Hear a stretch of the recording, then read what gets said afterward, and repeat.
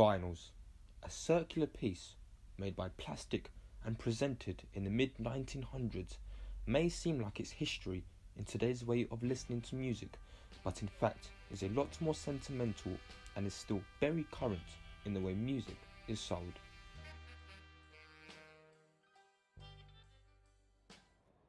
Streaming services are at the forefront when it comes to listening to songs. Apple Music has over 30 million subscribers, resulting in millions of streams in a day. Spotify has twice as much people using their services. However, this hasn't stopped vinyls from selling, as shops like Selfridges sell vinyl players as well as records. HMV is another big shop where vinyls are sold, even though they have more CD stocks. Urban Outfitters in London has dedicated a section of their shop where people are able to listen to vinyls as well as buying them. There's even markets like Vintage Vinyl in Brick Lane, which sells records made decades ago. The question is, how is it still selling well? I headed over to Lucky 7, a record shop in North London, to find out from the owner why he thinks vinyls are still very popular, along with what kind of audience he feels it still appeals to. Most people agree that the best music was probably made in the 60s, 70s, 80s, that kind of period. And all of it was made on vinyl. And so people interested in that period of music, if they get really into it, okay, first of all, they might hear it on a download, but if they really, really like it, then they'll want to source out the original. That's my experience. Third reason, I guess it's the visual appeal as well. You know, you've got such strong artwork, particularly, you know, with the covers, sometimes with the inserts and the inner sleeves as well. And that's definitely an appeal for me. It kind of gives you a clue to what the music's going to be inside as well. The type of person that goes through it, would be DJs, producers, samplers, you know, people in bands. Even though cassettes, CDs and now streaming services have come along since vinyls, it hasn't stopped people in remembering and wanting the pieces. After all, it was the sound of the universe at one point. For the past few years, artists have been charting very high, and it's all thanks to streaming. We're able to access any song we want with our phones. But when it comes to vinyls, it's a complete different situation. When you look at this artwork here, first of all, you can tell it's very different because, well, the piece is very big, and when I actually analyse what's inside, the vinyl itself is quite large, and when I smell the piece, it has a very vintage smell to it. Now, in comparison to CDs, this is of course a lot bigger, but it's a lot more flexible and it has a lot more strength. And even though streaming services are in play and we have CDs, it hasn't stopped vinyls from selling millions per year. Statistics from the BPI show that vinyls have increased their sales since 2016 with an extra 800,000 over the year. Their sales have increased near a 27%.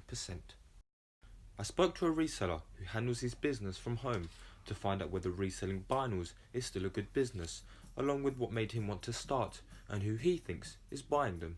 I still think there's money to be made in vinyl records. You know, there's still, from when I first started buying vinyl, was a couple of quid for a copy, and now some of those records, the new copies are 8, 9, 10, 12 pounds to buy. You know, I still think there's money involved. Vinyl is just, it's a passion. It's having the cover, it's having the black 12-inch record in your hand, or the LP, having the original artwork, booklets, the conditions. You know, that, to me, that is something you can hold, you can smell.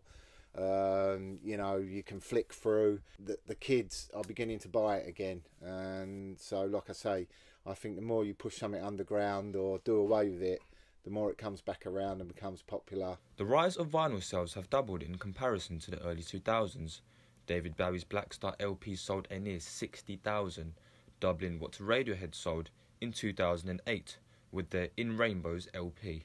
I travelled to Vinyl Junior in Canterbury, a shop that has only been opened for a year, to speak to the owner to see why he thought it was a good idea to open a business in a time where streaming is the main way we consume music, and to also see where he thinks vinyls will be in the next few years. Over the course of the last kind of 10 years or so, it's been making just a steady comeback. And again, I don't think anyone would necessarily predicted it, But it's got to a stage where now something which I'd always wanted to do actually seemed like less of a daft, insane pipe dream and more like a viable business. So that's why I took a plunge last year. It seemed like the timing was right, but a city like Canterbury, in particular, a big student population, should be able to support a shop of this nature. In the next 5 to 10 years, I think vinyl's going to remain niche. It's never going to become the dominant format again. I think that would be crazy. But as long as it's a big enough niche to sustain shops like this, then that's okay. I think CDs, in terms of the current market, vinyl is very much in growth. It's very much on the up. CDs are very much in decline, and I think that will continue. I think people who want to listen to music kind of digitally, they will move more and more towards streaming. I think downloads will die out as well. I think downloads will go. There's no point in paying £7 for a digital file of something which just simply doesn't exist. Although ways of listening to music has shifted over time, vinyls are still selling. In fact, for the record, they are exceeding sales in comparison to past years.